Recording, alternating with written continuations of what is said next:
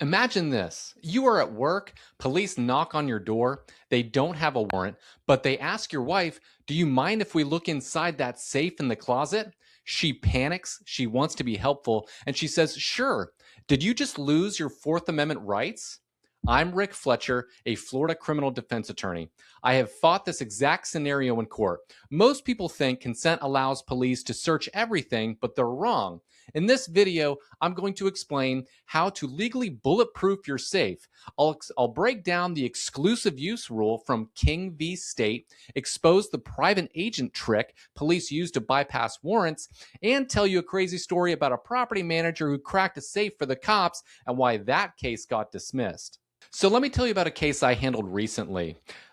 I have a client, let's call him Mike. Mike was being evicted and things were messy. The police wanted to get into his gun safe during the eviction, but they didn't have probable cause, consent, or a warrant. They were stuck, so they got creative. They looked at the property manager and said, "Hey, you've got a right to inspect the property for damage, don't you? Why don't you just go in there, take that safe and see what's inside? Tell us if there's anything dangerous, and if there is, we'll come and check it out and collect it as evidence." The property manager wants to be on the cops' good side. He drills the safe, hands the guns to the police, and Mike gets arrested. It sounds like a private search, right? The cops didn't break the safe, but that's wrong. And here's why it's wrong. The police directed him to do it. That evidence was thrown out in court. Today, I'm going to show you exactly why using two big cases here in Florida, the King case and the Moninger case. On this channel, we decode the law so you don't have to, and you don't have to learn the law from inside of a jail cell. If you own a gun, a safe, or just value your privacy, do me a favor and subscribe to the channel. We're building a community of educated citizens who know their rights. So let's start with the most common question. Can my wife or husband let the police search my safe? And the general rule is that a spouse can consent to a search of common areas, for instance, the living room, the kitchen, a shared bedroom, but Florida law draws a hard line at exclusive personal property. In the case of King v. State, police went to a man's house on a domestic call. The wife was there. The husband, Mr. King, was a convicted felon. And the cops asked the wife, "Does he have any guns?" She says, "Yes, in the safe." The cops asked to see it. She led them to the closet. But here's the key fact. She did not have a key.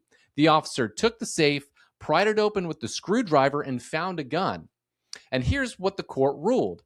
Was this search legal? No, it was an illegal search. Why? Because the wife did not have common authority over the safe. The court held, and I quote, "A marital relationship without something more will not authorize a spouse to consent to a search of the absent spouse's exclusively used personal belongings." So there are three key factors here in the King case that we need to learn about. Number one, the wife did not have a key or a combination to the lock.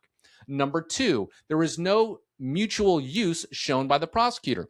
She didn't store her jewelry or anything like her papers or any personal effects in the safe. It was only his stuff that was found in the safe. And then number three, the location of the safe. Even though it was in a shared closet, the safe itself was a private container.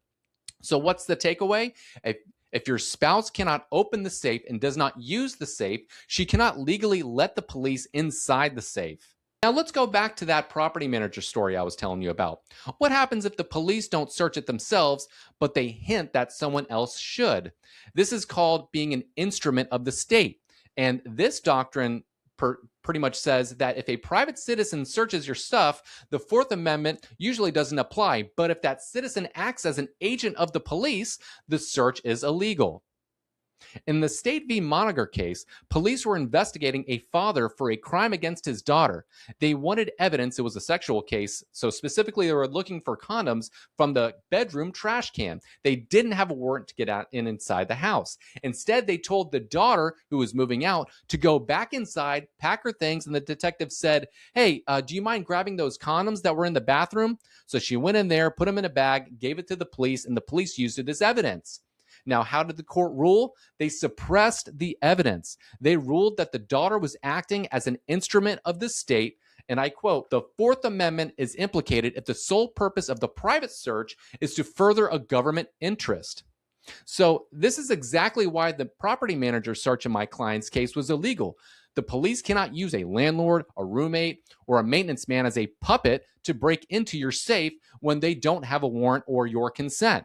If the police encourage or participate in the private search, it requires a warrant, period. So how do you make sure your safe stays safe? Based on the King and the Moninger case, here is your checklist. Number 1, establish exclusivity. If you want to prevent your spouse from consenting, you must make the safe exclusively yours. Do not share the combination. Do not give them a key. Do not store family items like passports or birth certificates in the gun safe. If her stuff is in there, she has mutual use and she can consent. Buy a separate safe for the shared items. Number 2, label the safe. This sounds paranoid, but it helps in court. A sticker that says private property of yours truly establishes that it is not common property. And then number 3, train your household. Tell your spouse and your roommates, if the police ask to search my safe, the answer is, I do not have access and I do not consent. Remember, if they can't open it, you don't want them trying to pry it open like the cop did in the King case. Now, number 4, if a landlord or a roommate suddenly wants to inspect your room while the police are standing outside, that is a trap. Record everything. If they are taking direction from the police and they are violating your Fourth Amendment rights, you want to get that on video, which is exactly what happened in my own client's case. The police know these loopholes. They know how to pressure a spouse or a landlord into doing their dirty work. You need to know how to stop them. Now, if you found this breakdown helpful, please like and subscribe. And if you are facing a charge where the police have found evidence in a locked safe, whether it pried open or used a private citizen to open it, do me a favor, call my office. We know the case law, we can help you, and we know how to file these types of motions to suppress. So stay safe, keep the safe locked, and I'll see you in the next video.